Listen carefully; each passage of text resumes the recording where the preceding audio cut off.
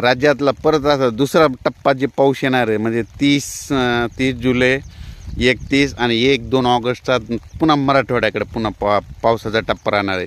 म्हणजे मराठवाडा, दक्षिण महाराष्ट्र, मध्य महाराष्ट्र ह्या भागाकडे दुसऱ्या टप्प्याचा पाऊस येणार आहे म्हणून हा अंदाज लक्षात घ्यायचा. म्हणजे सांगायचं झालं तर राज्यात तर सर्वत्रच पाऊस सगळीकडे पडणार आहे. आणि परत एक सांगू इच्छितो की नाशिक जिल्ह्यामध्ये दौंडी ते संगमनेर भाग असा पट्टा आहे की 10-15 गाव येतं. त्या भागामध्ये अद्यापही म्हणजे पाऊस थोडा कमीच आहे. तर त्या सर्व शेतकऱ्यांना आनंदाची बातमी सांगतो की ह्या 2 दिवसामध्ये तुमच्या भागात देखील चांगला पाऊस बरसणार आहे आणि तुमचे देखील पिकं चांगले येणार आहेत. आणि परत एक सांगतो की काय वाचतं आहे तुम्हाला एक माहीत असं म्हणून सांगतो.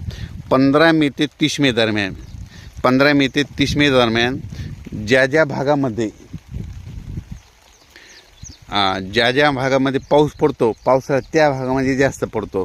समजा एखादं 15 मे ते 30 मे दरम्यान समजा दौंडी एक उदाहरण घेऊ. दौंडी सिन्नर भागामध्ये दौंडी आहे तर तिथं पाऊस नाही पडला उन्हाळ्यामध्ये आणि त्याच्या बाजूच्या गावावर इकडं नामपूर तिकडं तालुक्यात पाऊस पडला तर येणाऱ्या पावसाळ्यात नामपूरला दररोज पाऊस पडणार पण त्या दौंडीला पडणार नाही ही अंदाज आहे.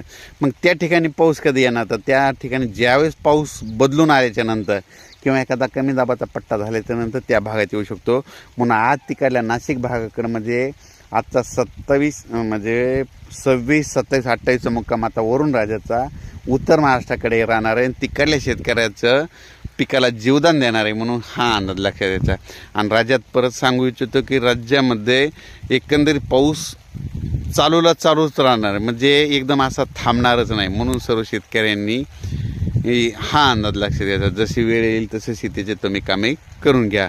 आणि परत एक शेतकऱ्याला सगळ्यांना सांगतो सगळ्या जनतेला पुलाच्या फरशीवर पाणी आल्यास पुढे जाऊ नका. कारण की काय झालेलं असतं पावसामुळे एखादा पूल खचलेला असतो आणि काय करतात की आपल्याला घरी जाण्याची घाई असल्यामुळे शेतकरी असो या कोणाला घरी जाण्यामुळे गडबड करतात आणि ते पुला तुटल्यामुळे ते पुलामध्ये आपला अपघात होऊ शकतो. म्हणून शक्यतो पुलाच्या फरशीवर पाण्यास पुढे जाऊ नका. परत एक सांगतो की राज्यामध्ये आज 26, 27, 28चा वरुण राजाचा मुक्काम पूर्व विदर्भ, पश्चिम विदर्भ आणि उत्तर महाराष्ट्राकडे म्हणून हा अंदाज लक्षात घ्या. आणि उर्वरित राज्यामध्ये सरी चालू राहतील एकदम पाऊस काही थांबणार नाही म्हणून हा अंदाज लक्षात घ्यायचा. त्याच्यानंतर 30 जुलै 31, 1-2 ऑगस्टला परत पुन्हा पाऊस येणार आहे म्हणून परत हा अंदाज लक्षात घ्या. अचानक वातावरणात बदल झाला तर परत एक मेसेज दिला जाईल. धन्यवाद.